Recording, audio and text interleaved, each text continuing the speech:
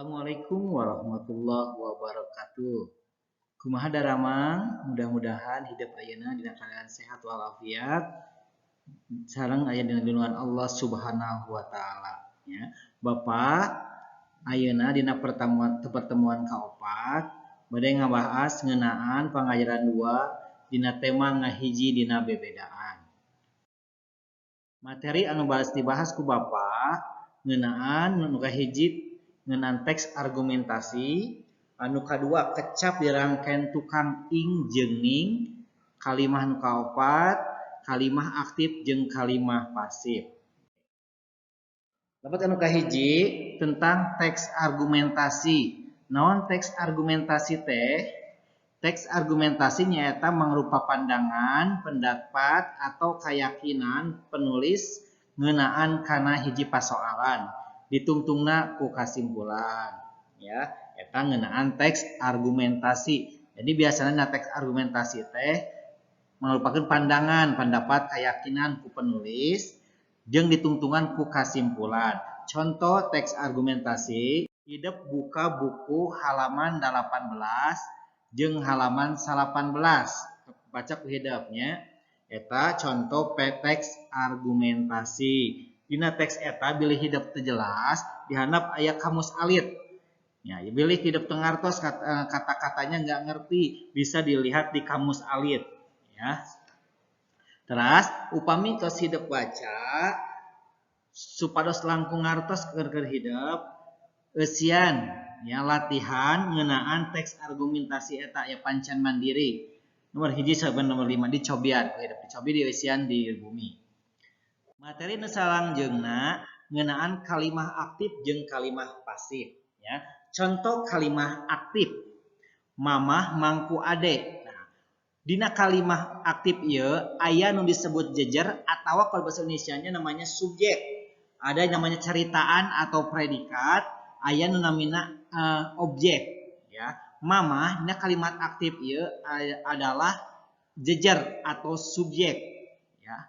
Mangku disebut caritaan atau predikat, sedang ade disebut objek. Nah, dina kalimah mamah mangku ade, jejer atau subjek ngalakukeun pagawean. Jadi yang disebut mamahnya melakukan suatu pekerjaan ya.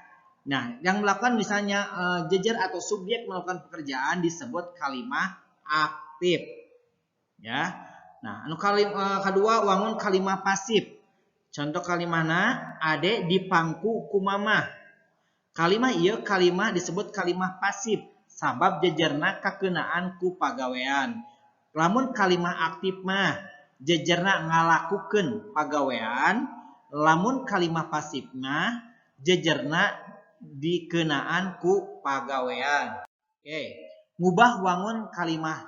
Nah, mamah nuju ngadamel kue. Mamah disebut juga jejer atau subjek.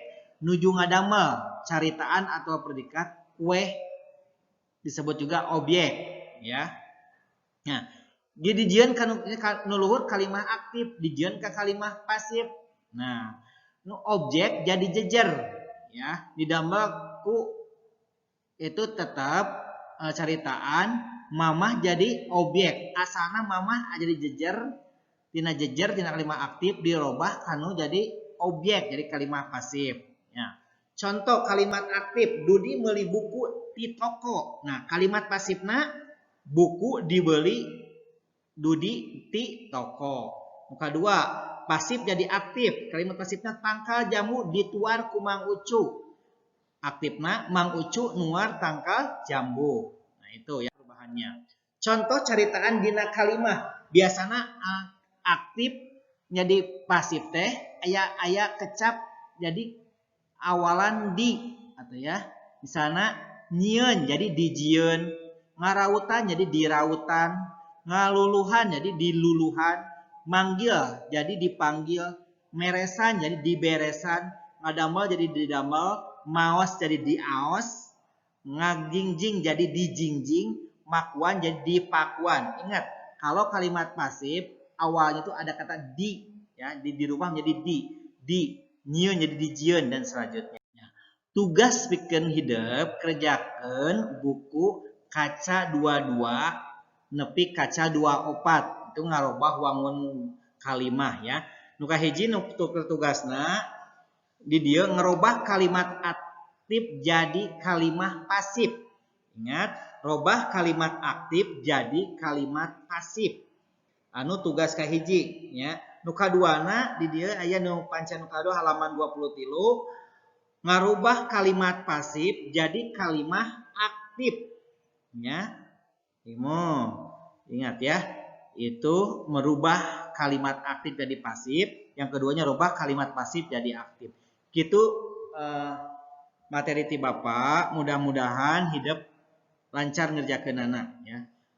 Lupa tutup. Wassalamualaikum warahmatullahi wabarakatuh.